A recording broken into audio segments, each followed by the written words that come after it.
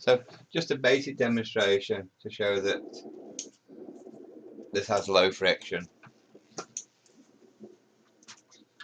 So, okay.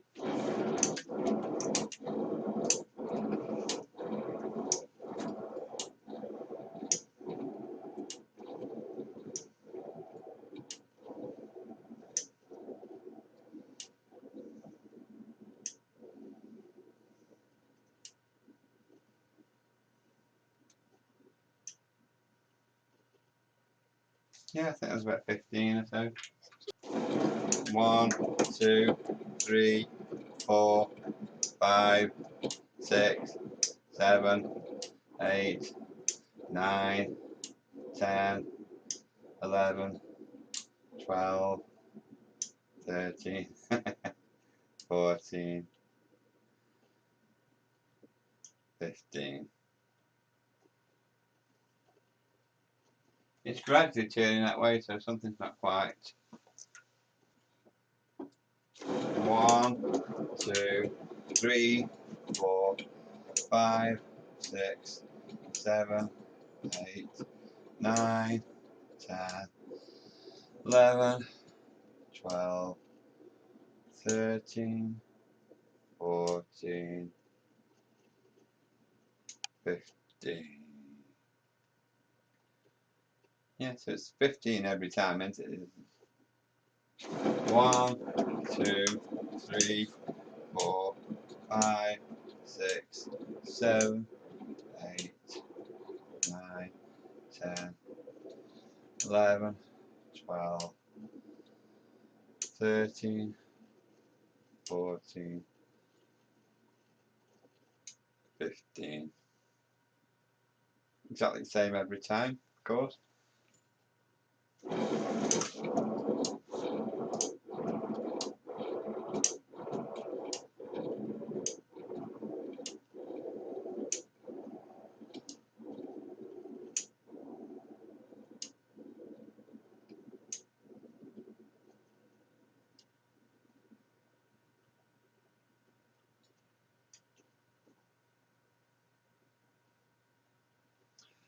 I think I shall now add the extra weight.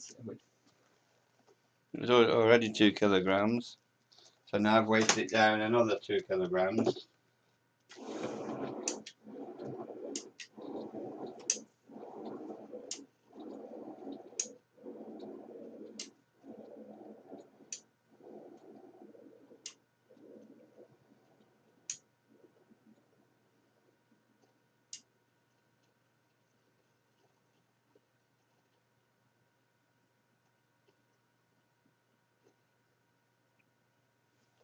Again, I think that was 10, almost 11.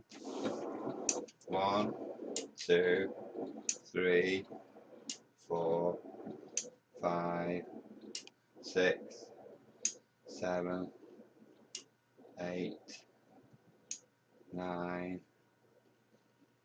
10, 11. 11 versus 15. I'm sure somebody who's good at mathematics can work something out from that about the ratio when we've doubled the mass. I'm guessing it's that 0.707 thing, isn't it now? I'm guessing that's going to work out at 0.707 of the speed when it was half this mass. 1, 2, 3, 4, 5, 6, 7, 8, 9, 10,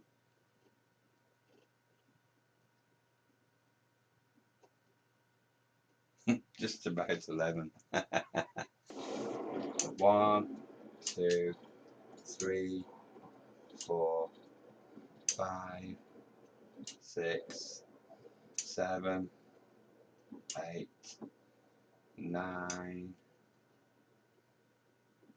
10,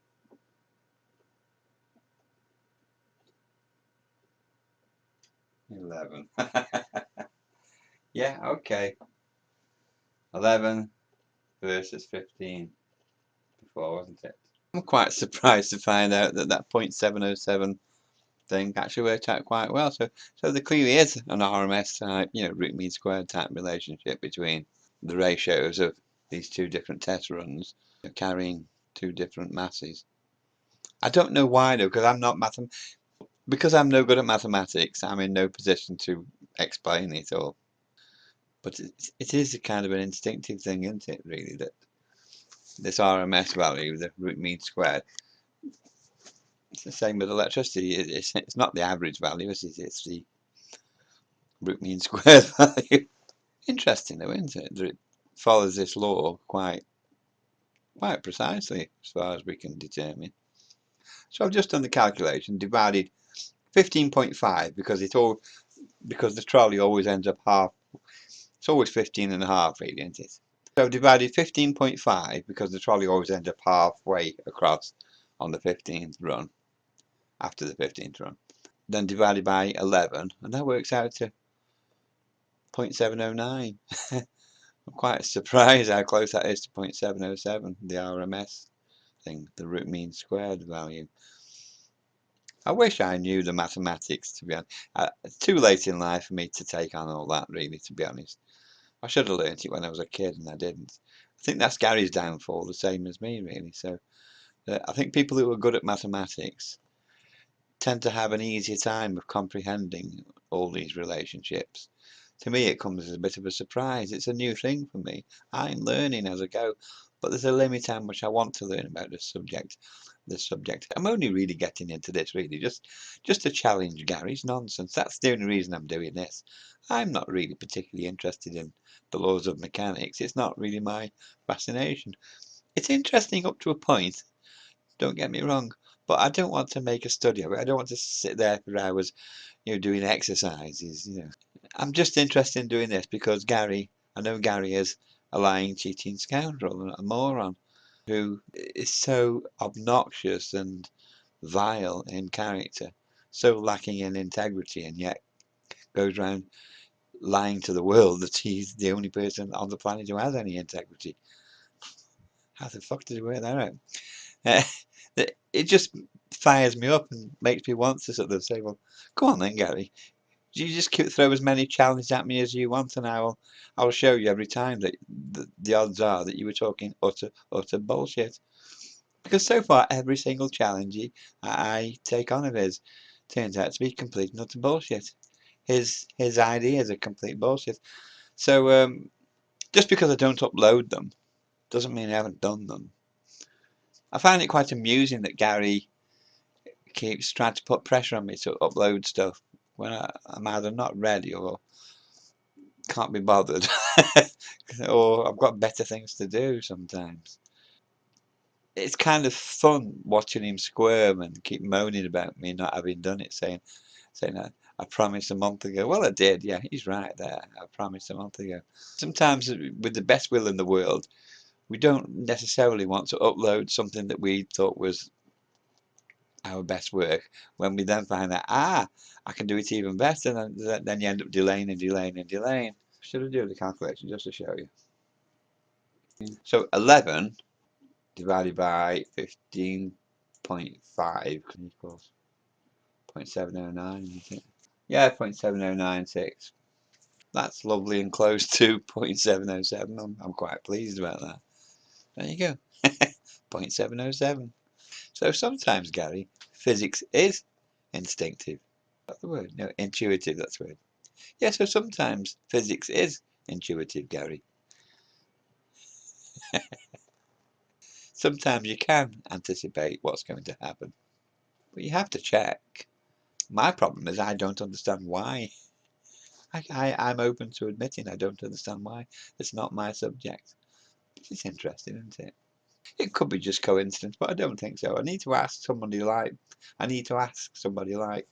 Mindless Marbles, Piro, anybody else who might be able to shed some light on it. But I don't really want to get into the mathematics, if I'm honest. I've got too many things on my plate to get bogged down in pretending to understand mathematics that I don't really. It's too late in life for me. I'm more happy to see things play out in the physical world That's good enough for me. Thank you for listening, folks. Another filthy experiment, according to Gary. What an idiot. What's filthy about this? Should I make it filthy?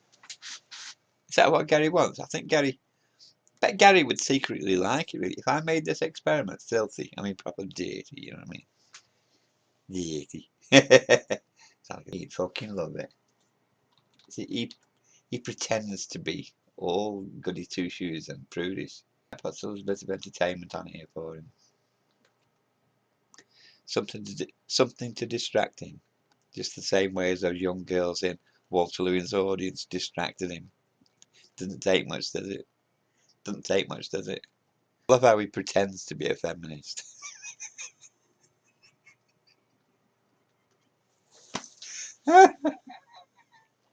Gary, a feminist.